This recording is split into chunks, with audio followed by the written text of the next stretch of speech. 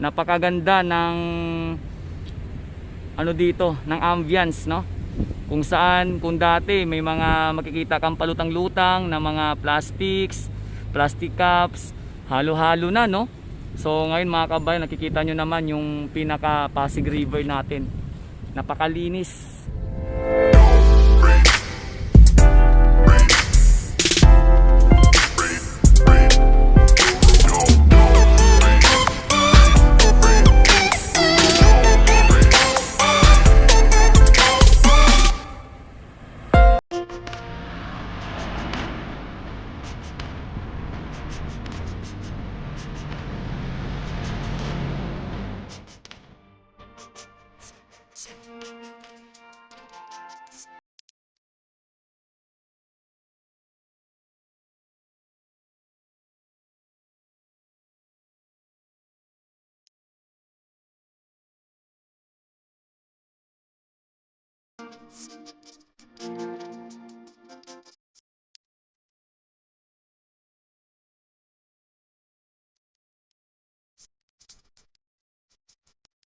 Magandang araw muli mga kabayan. Ito tayo update, no, sa araw na ito dito nga sa aking YouTube channel. So narito po tayo sa may pinaka likod ng post office, no mga kabayan. Yan po yung post office.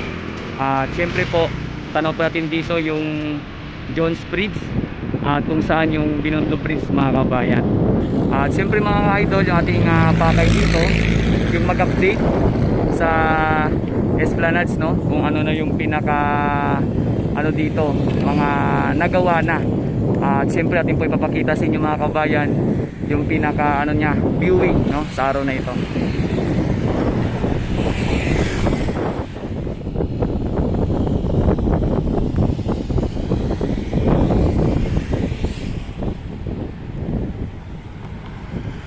So dito mga kababayan, ating natatanaw rito na kung saan bago tayo makarating doon sa Esplanades, ayan po, ating makikita rito mga kabayan na mukhang yung area na ito ay sa kasalukuyan merong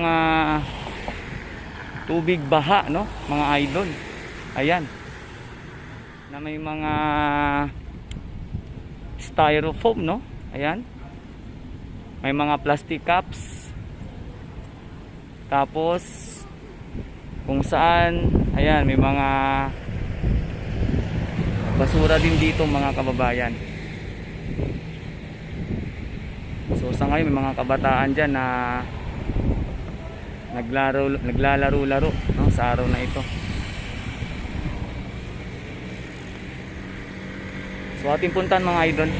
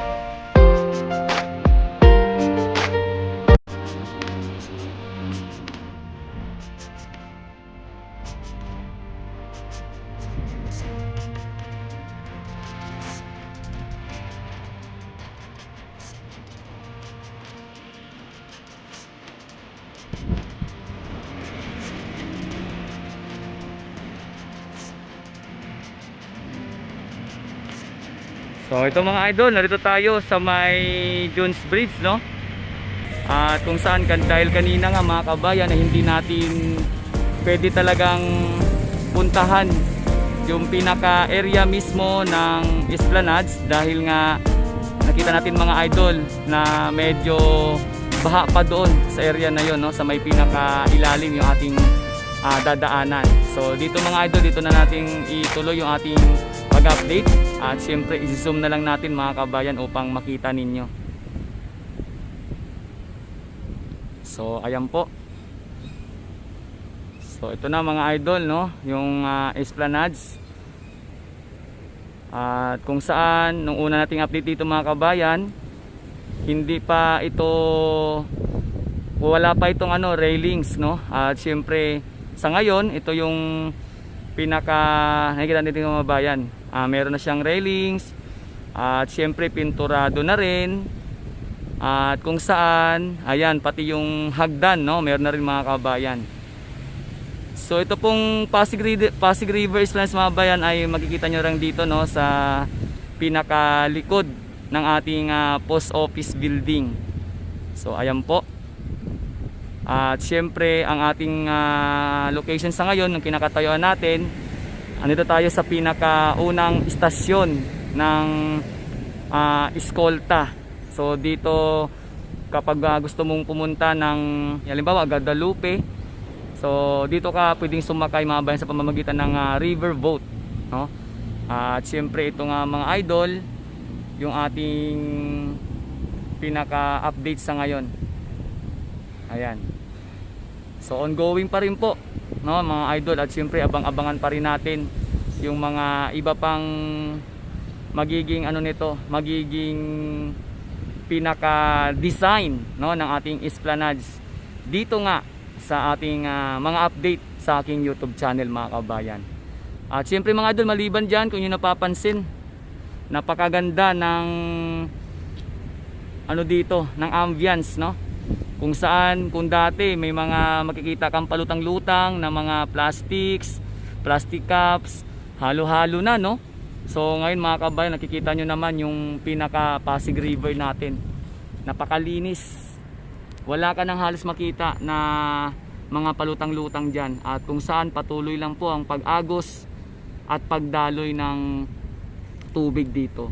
Yun nga lang, minsan nakakalungkot dahil may mga area pa rin, kagaya kanina, no, napakita natin doon sa may pinakalikod ng Esplanades, may mga doon, styro cup, no, na natapon mga kabayan.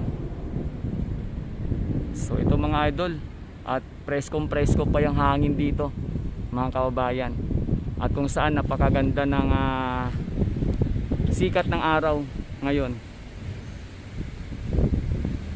So siyempre mga kabayan, ito nga pala ulit si Daddy D, at patuloy nyo lang subaybayan at antabayanan yung ating mga susunod pa na update sa aking YouTube channel.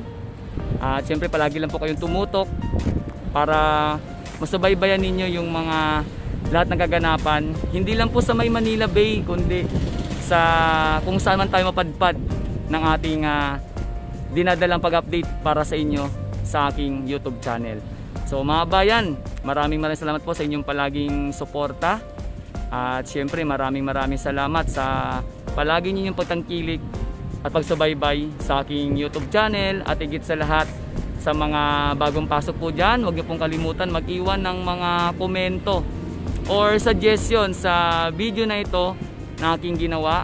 At siyempre mag-subscribe na rin po kayo sa aking YouTube channel mga kabayan, para tuloy-tuloy nyo na susubaybayan ang kaganapan, hindi lang sa may Manila Bay, kundi kung saan man ako mapunta sa susunod na araw mga kabayan. Mga idol, ingat tayo palagi. Ito nga pala ulit si Daddy D. Mabuhay kayo and God bless us all.